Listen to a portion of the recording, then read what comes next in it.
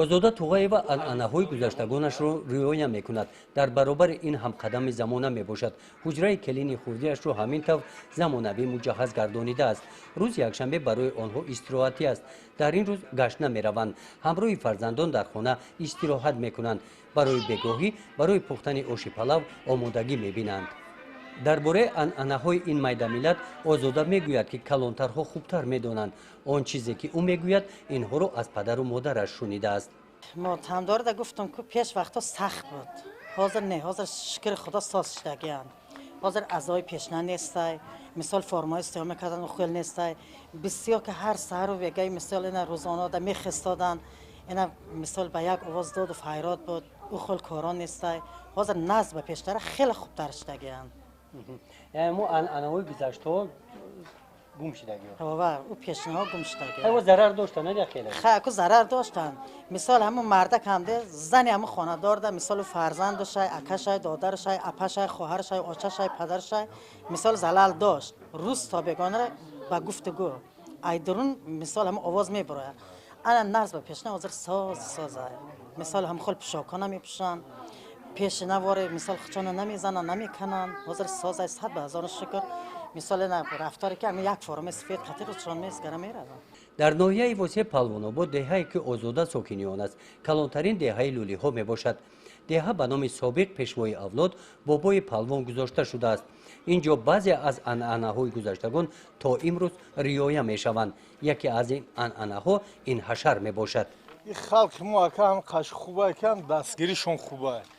мисолиш ина ана мардум ки мисолиш да устон намеёва ки ягон сумуш битаву мақсад 3000 2000 ё ки 1000 сум наметаву мақсад меравад ягон авход мекунам мардума файрон мекунад 10-20 нафар бачаҳо мешем абра 1 соат 1.5 соат да мақсад хидмат мекунем ёрдам аз ҳисоби ҳамин халқ дар мардум мекунем аз ҳисоби халқ ҳамин хидмат ёрдам хайна деволзаниша ё ки бетонрезиша ё ки чиша ана тори хонаро андова кунем дастгирӣ мекунем хидмат дастгирӣ мекунем. дар ҳашар хоҳишмандон ҷамъ меоянд.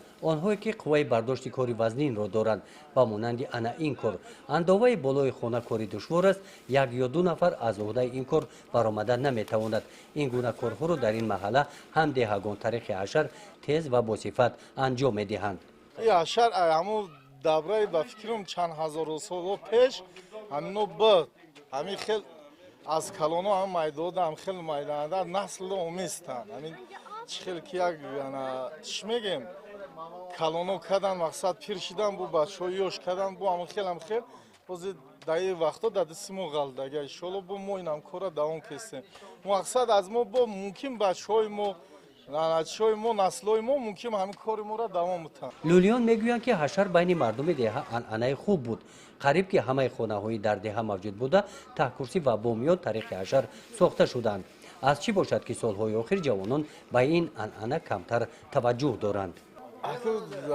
ҳамин хаш нест ки дар вақтишда тари кам таракай иттифоқшон сахттарак буд ҳозир кам таракай систарак шудаган тамом дигар ҳамун расм ҳамун оместа яка мисол шихайна ягон одам касал мешавад бемор мешавад дар вақташ ҳамин халқ ҳама касаи ҷони ҳама ҳамуҷа буд ҳозирам ҳаст камтар сишидаган мақсад нест да.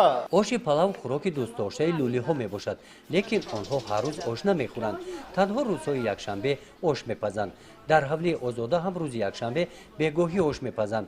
дар дигар хонаҳои ин майдамиллат ҳам бегоҳӣ гирди оши палав ҷамъ меоянд. ин анъана ҳам аз гузаштагон мондааст.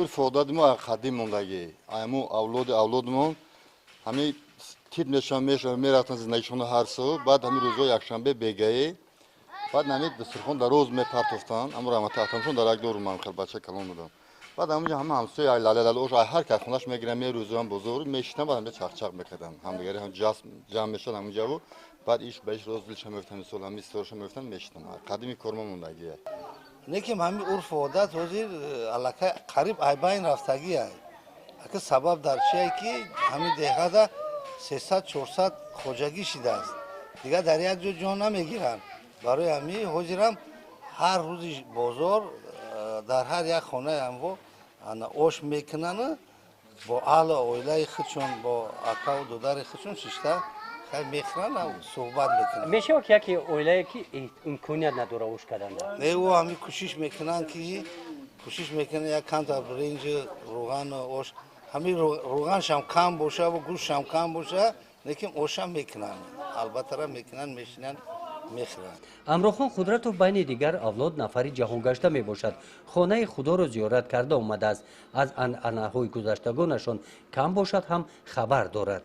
ина пештар аз заргарӣ доштему заргарӣ нестаюхе аввал ҳама хонада мисол ҳама атаи ма мисол акам апам ҳамашон бе заргарӣ мекарданд гӯшвор чалла пешбарак ҳами чиза мекарданд ҳозир ҳамчизо барҳам хӯрдаган неста дига бо ина як расм русум дига буд ки инами ҷанозаҳода рӯканӣ мекарданд сари лиҷ мекарданд сара лиҷ мекарданд ҳамакса фир мегаштанд рӯи сара меканданд мотам давова рӯи ҷаноза ҳозир ҳам кор ҳама барҳам хӯрдага кор ҳозир неста байни авлоду ҳамин расмши ҳамин қарат аз расми талбандагӣ ҳамин талбандагӣ иншоалло ба амри худ ай мобайн рафта ист оз бачаҳо ёш наметинанд бачахона мада та бача мераванд корда мераванд бачам ҳамин касба мекунӣ мега атаҷон ин касб хуб нест касба наметавонам карда изо мекаша мега ҳамин одамои пештара мусафеду кампирако камутон яктамта ҳаст мекунанд ҳамин талбандагиро.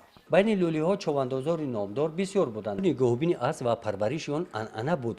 мутаассифона имрӯз кам монданд. дар як деҳаи калони полвонобод мо танҳо дар ин наҳвли асп дидем. 2 сол пеш дар ин деҳа 18 аспи човандозӣ парвариш меёфт. хонаи беаспро пайдо кардан ниҳоят душвор буд. бо гузашти солҳо танҳо ҳамин асп боқӣ монду халос.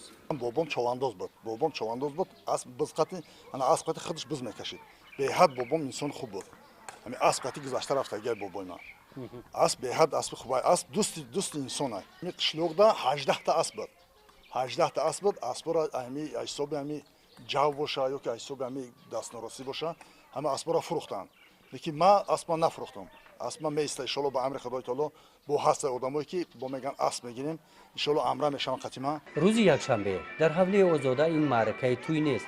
баъди хӯроки шом истеъмоли оши палав онҳо мерақсанд хурсандӣ мекунанд ба умеде ки рӯзи дигар рӯзи хубу бобарор гардад.